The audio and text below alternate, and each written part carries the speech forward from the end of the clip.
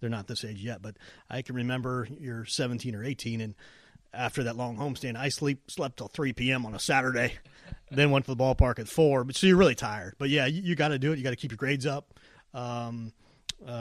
It's a part of it, and also you got to be driven. You got to be a good person. You can't be walking them out of the clubhouse with George Brett's uniform and selling stuff on out the side window there. But yeah, those were long days, long hours. But I wouldn't change a thing. But I do often think about and laugh today. Let's see, the guys today at the stadium, the bat boys today, they don't have that back net behind home plate where we used to have to run and catch the ball and time it.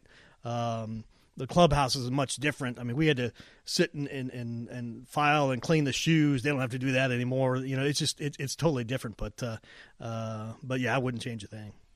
Just for fun, tell what was your compensation like at that point in time? I don't know, but it was pretty good. I don't know exactly, but it was pretty good. I'll say that we got paid per hour.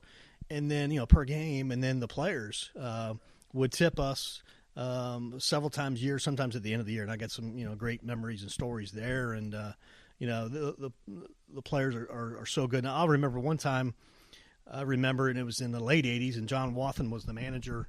And at the end of the year, it was common that the players would tip us 4 or 5 bat boys, clubhouse guys, on top of what we made. And John Duke put up a sign on the clubhouse door as you head down to the dugout for the game so that everybody could see it. You couldn't miss it. He said, don't remember to pay respects to the clubhouse boys, properly, et cetera, et cetera. And I mean, managers don't have to do that. Coaches don't have to do that. But that was John Wathen. He did that. And I'll never forget that. It was a cool deal.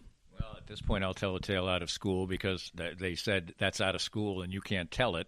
And I won't say the amount. I can't even remember it. A couple of years ago at spring training, on the whiteboard, spring training was about to break. And it said, and it had a suggestion of what you should tip. And it was sort of based on minor leaguers, you tip this much. For minimum salary players, you tip this much. Or there were suggestions up there. And I'm telling you, it was a lot of money. It was a lot of money, and I'm sure that some of those tips were a lot of money to you at the time. Oh, they were. They were really a lot of money. Yeah, you can't compare to today, but at the time, yeah, you were. It was a nice, put it right away in the bank. But it was some high end money, Danny. It was good money, and some of the checks, some of the cash, and the memories, and it was cool, a cool deal.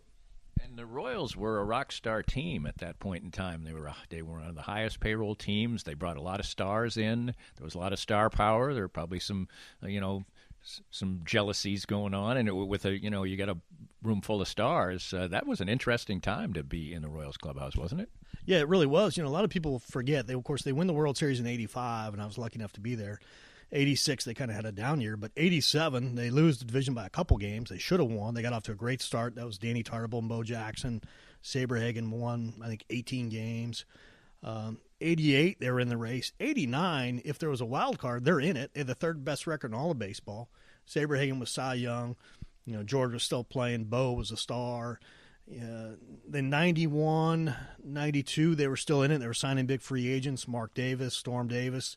Mike Boddicker came shortly thereafter, Kirk Gibson. So, yeah, there were a lot of big-name players there in addition to the guys that have been there forever. So it was great times. They were, like you said, for 3 or 4 years, they had the highest payroll in Major League Baseball, unheard of. And it was a neat time. I tell you what, it was a neat time to be working with those guys. And as you said, those players stayed there a long time. And I think that's what's different today for me. But, yeah, that jogs my memory. I remember, Mark Davis was the big free agent signing, and he came in, and he was a real nice guy. Of course, it didn't really work out for him or the Royals. But I remember a Thursday day game, I think in 1990 or 91, his first year here, and it was Saberhagen against Nolan Ryan in June. And one of the other clubhouse guys said, Ryan against Saberhagen, well, that'll be a quick game. And, of course, that's the game that goes 18 innings. And what I won't forget is Mark Davis, Jerry Seinfeld was in town. And a lot of players were going to the Midland or whatever it was that night to go see Jerry Seinfeld. And he had bought all the bat boys in the clubhouse because we couldn't afford the $100 ticket or whatever it was back then. So we're all excited. We're going to go there. And Mark knew Seinfeld, so we were probably going to meet him. But, of course, as luck would have it, we didn't sit down in our clubhouse chairs to eat the post-game meal until about 8:05 p.m., after arriving at the clubhouse about 7 in the morning for that day game. But, some fond memories. And so you went from being basically a clubhouse boy and a bat boy to being a man while you were with the Royals. How did you balance the college years, and how long did you stay as a clubhouse attendant and bat boy type of person for the Royals? Yeah, it was all through high school and college. So 7 or 8 years, I went to the University of Missouri, and luckily, because I'd put some time in, I guess kept my mouth shut, and they liked me. I guess I did a decent job. I was able to set up my college schedule so that in the spring or fall, I might miss 1 or 2 days of school, but I'd come in and work the Thursday, Friday, Saturday, Sunday, Monday games. So, but there were plenty of games where I would make that trek back to Columbia after the Sunday afternoon game or after a Thursday day game to get back to school. But, I definitely grew up in the Kansas City Royals clubhouse. And, when you're 15, 18 years old, you don't know what you're going to do 3 days from now, 3 weeks from now, 3 years from now, let alone, here it is 30 years from now, roughly. And, I'm proud to say that not only do I know those guys, but they're friends of mine. They're lifetime friends of mine who oftentimes, they've done so much for me, but now they call me for favors and help. So it's kind of a neat deal. But, yeah, you said it right. I definitely grew up in the Major League Clubhouse of the Royals. And you go to Missouri, and you're sort of in the infancy of sports management programs. So when was it that, when you first went, you're in general studies, like you said, you don't know what you're doing 3 weeks. When did you get to the point where you thought, maybe this is the way I can be in the world of sports? Yeah, in the late 80s, early 90s when I was in college, there weren't many sports management programs around the country. I think Miami of Ohio was one, and there was another one at another school I can't recall, but yeah. So in Missouri at the time was starting to put together a sports management program. Of course, now there's sports management programs all across America, which is great for these young guys and gals. But what I do remember is when I was trying to figure out what I wanted to do in the Royals clubhouse. When I was 15, of course, as we've talked about, I wanted to be the next George Brett or Willie Wilson, and of course, figured out that wasn't going to happen. But being in the clubhouse, I got to be around a lot of the news and sports talk radio people. And, in fact, at the same time when I was working with the Royals, I had written a letter to Kevin Harlan, who was with KCMO 810 at the time doing sports talk. And I wrote him a letter to say, hey, can I work there, be an intern, shadow, learn that business? Because I thought I wanted to be a broadcaster, be the next Kevin Harlan or Bob Costas or Denny Clinkscale or Denny Matthews. And, I'm in the clubhouse every day, 4, 5, 6 years now, and I'm seeing this guy. I can't be George Brett, and I'm friends with the guys, Jack Carey, Gene Fox, the sports guys, intern at Channel 5, and that's all well and good. But I see them come out, and sometimes they kind of have issues with the players. I don't know what that's all about at that young age. And then this guy catches my eye, and he's in the clubhouse every day. He's on the field for batting practice. He's a sharp-dressed guy. And he's talking to the players. He's making the trades. He's picking out the championship rings. And it's John Churls. And I watch him from afar. Lord knows I don't talk to him. I'm a young kid, keep my mouth shut. But I see that, and I realize it hit me. I don't want to be the guy holding the microphone. I want to be on the other side of the microphone like John Churls. And, I'm not a world champion with the Royals or Braves, but I think from a minor league standpoint, I think Dayton Moore's got the best job in the city. I might have the second best job. So, but yeah, that's where I figured out, hey, that's what I wanted to do. And so with that, we were able to put together the program at Mizzou around athletic administration and get that rolling and graduate with an emphasis in sports management. And then on to a professional career, and we'll deal with that coming up next. Our guest is Chris Browne, the general manager, longtime general manager, we can say now, of the Kansas City T-Bones, joining us today. More of Danny's Reasonably Irreverent podcast after this.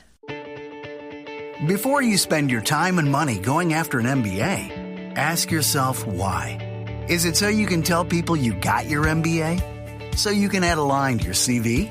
So you can call it a CV instead of a resume? Truth is, any MBA will do that.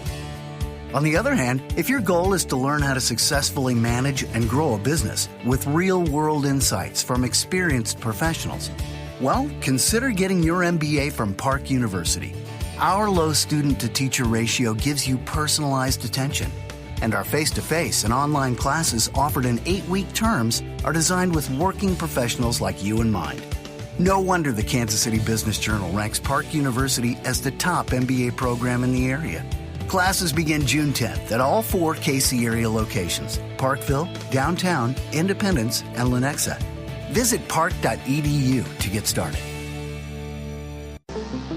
Sumner One is the company to make your office maximize efficiency.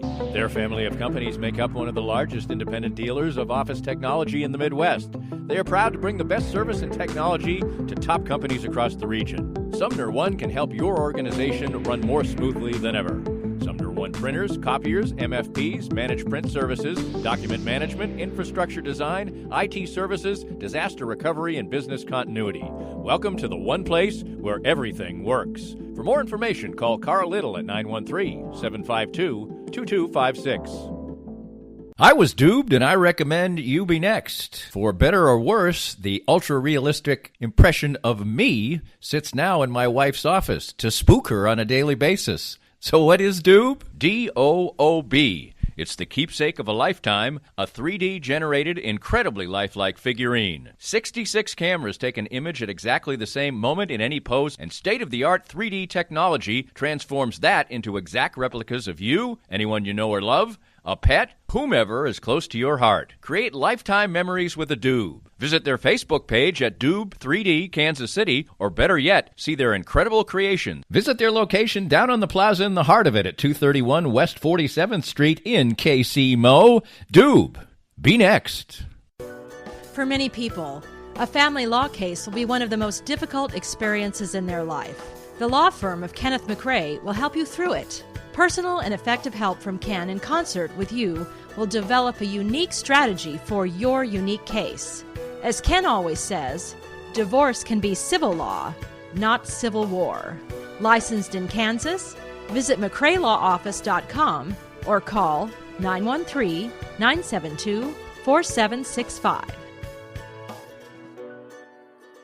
Back with Chris Browne on our Kansas City profile as we continue with the general manager of the Kansas City T-Bones. So you graduate from college, and now you have your path sort of set, but it's the early 90s. This type of thing wasn't really maybe something that was where there were easy career choices or whatever, but you immediately went into a form of sports management as director of stadium operations for a AA team. How did that come about? And that sounds like a job where you have to wear about 1 million hats. I did wear 1 million hats. It was 1992, Jacksonville Suns, Jacksonville, Florida, in the Southern League. We had family in Jacksonville, Florida that I would visit from time to time. And so when I was down there visiting at the end of my graduation, I put in my resume. The Suns were owned by Peter Bragan and his father. Old school minor league, and they answered my resume and my call, and before you know it, I got a job there in 1992. I was the low man. I was working in a front office that probably had 4 or 5 different people. At the time, we were the affiliate for the Seattle Mariners. The bulk of my time there, we were the farm club for the Detroit Tigers. But there was 3 or 4 of us in the front office, in addition to the owner, GM type, and I wore many, many hats, many long hours, hot down there in Florida, and made little to no money, But I tell you what, I came early, stayed late, worked long hours, made some new friends, learned everything what to do, and learned some things not to do in minor league baseball and the business of it. And, again, it was a great start for me, and it helped. It made it a little easier transition because I had family down there right out of college, so I kind of had a place to go and family to visit. But it was fun times. It was fun times, and growing up, in Jacksonville was the farm club of the Royals AA team for years. So if almost every star player that except for Saberhagen and George Brett spent some time in Jacksonville, so that was kind of a neat angle. But old baseball park, Wolfson Park, built in the 40s. And but it was a fun time, and I spent 5 or 6 years there in the Southern League, and that's the league that Michael Jordan played in for the Birmingham Barons, so I had some stories there. We won a championship in 1996 that I was part of, and Larry Parrish was the manager.